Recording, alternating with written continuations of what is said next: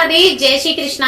आज मैं आप सबके लिए भोले शंकर की पूजा विधि शिवरात्रि से संबंधित लेकर के आई हूँ और कथा लेकर के आई हूँ। पूजा का मुहूर्त जो है मैं अपनी कम्युनिटी पे आप सबके लिए शेयर कर दूंगी, तो आप वहाँ देख करके पूजा जरूर करें। महाशिवरात्रि की यह पूजा 18 फरवरी को महाशिवरात्रि का व्रत है, तो उस दिन मनाई जा रही है। फागुन माह की 14 कृष्ण पक्ष की 14 को महाशिवरात्रि के नाम से जाना जाता है। इस दिन माता पार्वती और भोले शंकर का विवाह हुआ था, तो माता पार्वती और भोले शंकर की पूजा की जाती है विधि विधान के साथ। पूजा में हमेशा हमें बेलपत्री और गंगा जल और पंचामृत और बेर और सफेद अकहुआ के फूल इस तरह से हमें पूजा में रख लेने चाहिए। कुछ फूल भी होना चाहिए और कहती है धतूरा भी भोले शंकर पर चढ़ाया जाता है। तो इस तरह से हमें पूरी भोले शंकर की थाली सजा करके फिर भोले शंकर की पूजा करनी चाहिए और एक घी का दीपक हो। तो इससे अगर हम 3 पहर की पूजा करें तो बहुत अच्छी बात है। अगर हमसे 3 पहर की पूजा नहीं होती है तो कोई बात नहीं है, हम सुबह और रात को सांझ की जो पूजा है वो भगवान की शयन आरती तक पूजा की जाती है। शयन आरती करने के बाद में हमारी पूजा संपन्न हो जाती है। तो शयन आरती करने के बाद में आप भी जरूर करें ये पूजा। अगर हम 3 पहर की पूजा नहीं कर पाते तो कोई बात नहीं है, 2 पहर की पूजा करना बहुत जरूरी है। और भगवान भोले शंकर का पंचामृत से स्नान जरूर कराएं, भोग लगाएं। भोले शंकर के लिए अपने हाथों से फलहार बनाएं और भोले शंकर का भोग लगाएं। वही कथा शिव पुराण के अनुसार मैं आप सबको सुनाने जा रही हूँ। कहते हैं चित्रभानु नाम का एक शिकारी था, वह साहूकार का ऋणी था। जिस दिन साहूकार ने चित्रभानु मतलब शिकारी को अपने बंदी गृह में बंदी बनाया, उस दिन शिवरात्रि थी। तो शिवरात्रि के दिन जब साहूकार पूजा कर रहा था तो उसकी पूजा करते समय शिकारी ने भी कथा और भगवान की पूजा को देखा था।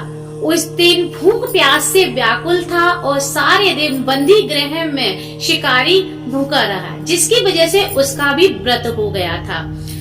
जब पूजा संपन्न हुई और रात्रि हो गई तो शिकारी ने साहूकार से कहा कि मैं तुम्हें वचन देता हूँ, मैं तुम्हारा ऋण पूरा चुका दूंगा, तुम मुझे इस समय छोड़ दो। मेरे घर पर बच्चा और पूरा परिवार भूख से व्याकुल होगा और मेरा घर पहुंचना बहुत जरूरी है। तो साहूकार ने उसको बंदी गृह से आजाद कर दिया और उसके वचन को एक सत्यता के ऊपर मान लिया और उसको छोड़ दिया। जब सांझ होने पर आई तो वो एक तालाब के किनारे पहुंचा और तालाब के किनारे पर तालाब में से पानी लेकर के एक घड़े में और एक पेड़ के वृक्ष पर जाकर के चढ़ गया। उसे पूर्ण विश्वास था कि कोई न कोई यहाँ से जरूर, कोई पशु यहाँ पानी पीने जरूर आएगा, यहाँ से जरूर निकलेगा। तो वो जिस पेड़ पर वो चढ़ा था वो पेड़ बेलपत्री का पेड़ था, तो उस पर वो बैठ करके उसने कुछ अपने लिए टहनी टोल के बैठने के लिए व्यवस्था कर ली थी। रात का समय हो गया था, वो भूखा प्यासा था। तो उसने जब वहां पर एक हिरनी आई, वो हिरनी गर्भवती थी। जैसे ही शिकारी ने अपने धनुष पर तीर चढ़ाया और उस हिरनी को मारने की कोशिश की, तो हिरनी ने कहा कि मैं गर्भवती हूँ और तुरंत ही मैं बच्चों को जन्म देने वाली हूँ। मैं कुछ समय के बाद में तुम्हारे पास आ जाऊंगी, तुम मुझे मार देना, अभी इस समय मुझे छोड़ दो। शिकारी ने उस पर दया की और छोड़ दिया उसको। हिरनी वहां से चली गई। इस बीच में शिकारी से उसके धनुष और तीर के सहायता से भोले शंकर पर कुछ बूंद जल की और बेलपत्री की भोले शंकर पर नीचे जाकर के गिरी, क्योंकि बेलपत्री के नीचे, पेड़ के नीचे भोले शंकर की शिवलिंग थी। कुछ समय के बाद में दूसरी हिरनी वहां से निकली पानी पी करके, तो उस शिकारी ने उस पर भी तीर चलाने की कोशिश की। तो उसने कहा कि मैं ऋतु से निमृत हूं और आप मुझे इस समय नहीं मार सकते। मैं इस समय काम सूत्र से निमृत होकर के आई हूँ। इस समय मैं अपने प्रियतम को ढूंढ रही हूँ। जब मैं अपने पति से मिल लूंगी तो मैं आपसे दोबारा से आऊंगी, तो आप मुझे मार देना। शिकारी ने दया करके उसके भी जाने दिया, उसकी बात पर विश्वास कर लिया, उसको भी जाने दिया। कुछ समय के बाद में इस बीच में शिकारी से बेलपत्री और जल भोले शंकर की पिंडी पर फिर से गिर गया, तो उसकी दूसरे पहर की पूजा भी संपन्न हो गई। व्रत तो उसका था ही। पहली पूजा पहली हिरनी की वजह से हो गई, पहले पहर की पूजा, दूसरे पहर की पूजा दूसरी हिरनी की वजह से हो गई। वहां से तीसरी हिरनी आई अपने 4 बच्चों के साथ में, तो उसने उसे मारने की कोशिश की। तो वो हिरनी बोली कि तुम मुझे अभी छोड़ दो, मैं अपने बच्चों को, अपने पति को सौंप करके तुम्हारे पास दोबारा लौट करके आऊंगी, फिर तुम्हें मुझे मारने में कोई भी परेशानी नहीं होगी। मैं वचन देती हूँ, मैं जरूर लौट करके आऊंगी। शिकारी बोला कि मैंने अभी 2 हिरनियों को छोड़ दिया है, मैं तुम्हें नहीं छोड़ूंगा। क्या तुमने मुझे पागल समझ रखा है? हिरनी बोली नहीं, मैंने तुम्हें पागल नहीं समझा, मैं तुम्हें वचन देती हूँ, मैं सत्यता के साथ तुम्हारे पास जरूर लौट करके आऊंगी। शिकारी बोला मेरे घर पर बच्चे भूखे हैं। हिरनी बोली वही बच्चों का मैं तुम्हें वास्ता देती हूँ, मैं तुम्हारे पास जरूर लौट के आऊंगी। अभी मुझे इन बच्चों को अपने पति के पास सौंप आने दो। शिकारी उस हिरनी की भी बात मान गया और उसको जाने दी।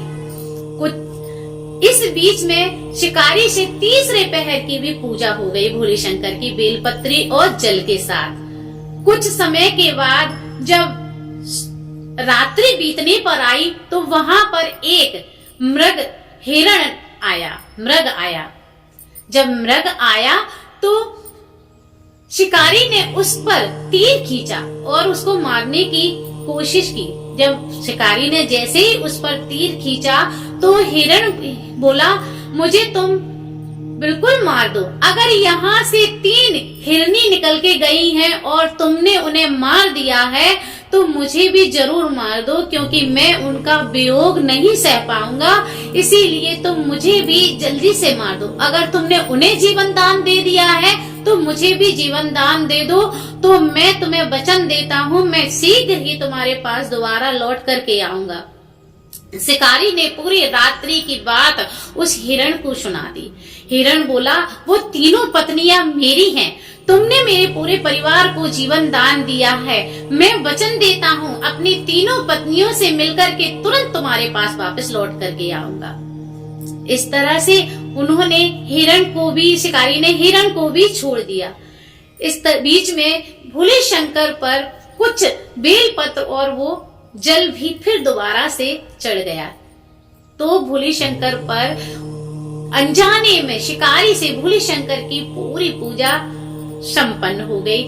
तीनों टाइम की पूजा और सुबह की भी पूजा हो गई, दूसरे दिन की।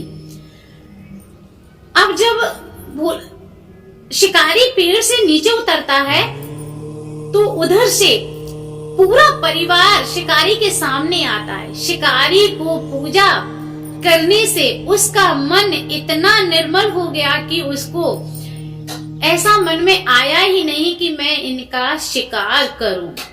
और शिकार करने की वजह, पूजा करने की वजह से शिकारी का मन इस तरह से पलट गया, दयावान हो गया, पूरे परिवार को छोड़ दिया। यहाँ स्वर्ग में बैठे देवता भी यह देख रहे थे। तभी जब शिकारी की मृत्यु हुई तो उसको लेने के लिए यम के दूत आए। शिव के गणों ने यम के दूतों को वापस कर दिया। शिव के गण उस शिकारी को लेकर के शिवलोक पहुंचे तो भोले शंकर ने उसे पूर्व जन्म की ये कथा, पूर्व जन्म में जो शिकारी ने ये सब किया था वो सब भोले शंकर ने याद कराया कि तुम्हारे द्वारा ये पुण्य हुआ था, इस वजह से तुम्हें शिवलोक की प्राप्ति हुई है। कहते हैं ये वही मृग है जिससे राम भगवान की मित्रता हुई थी। जय श्री कृष्णा, राधे राधे, हर हर महादेव। आप सभी को शिवरात्रि की बहुत बहुत शुभकामनाएं। कथा सुने और भोले शंकर की मन भाव से पूजा करें। भोले शंकर आप सभी पर कृपा करें। जय श्री कृष्णा, राधे राधे, हर हर महादेव।